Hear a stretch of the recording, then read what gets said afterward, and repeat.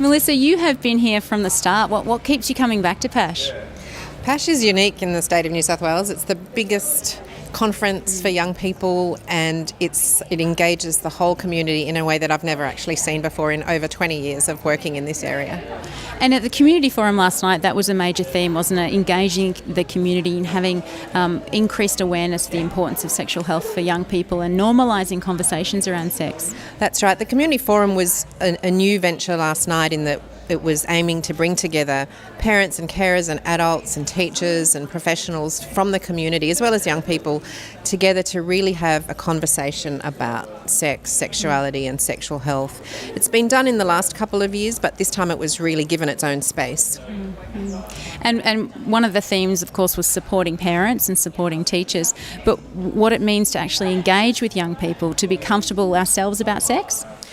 Yes, the workshop I'm doing with young people at PASH this year is about talking about sex, and in fact one of the things that I say and the young people say is no one really wants to talk about sex, and parents are the most important sex educators in young people's lives, and we need to empower them more and give them the skills and the confidence really to start having those conversations from really a much younger age than now, and that's what all the young people are saying, and that's what I think we're all aware of, but it's about how to do that.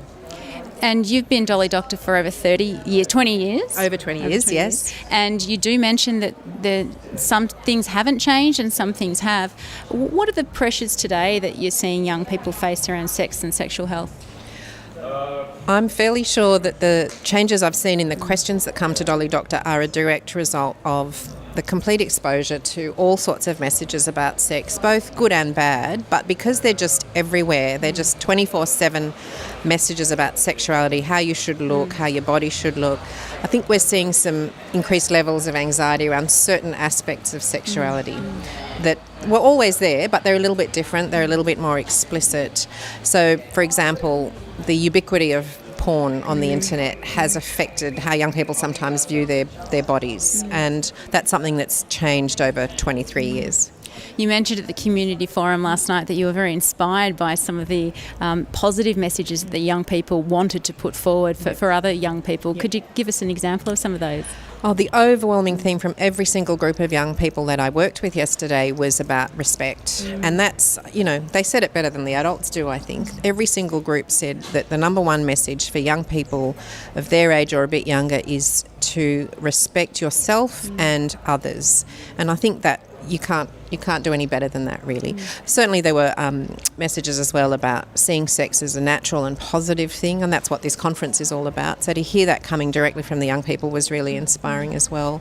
But just the sense of maturity and saying, well, we want to know who we are, we want to know more about our bodies, and we want to respect ourselves and others and see sex as a natural part of life, but feeling completely ready to have sex and talk about sex when they're ready to. And you talk about respecting yourself and other people. Do you feel that holding young people as smart and as wise and as able to make decisions and choices helps them support and respect themselves? Most definitely. I have learned in 23 years of writing for Dolly, I have learned as much from young people as I'm sure they have from me, probably more. So I think we have to acknowledge that they have a huge amount of wisdom. They have a huge amount of curiosity, and that's something that we should really take heed of and be inspired by ourselves. There's wisdom and expertise that we have that they don't, but it works the other way around as well.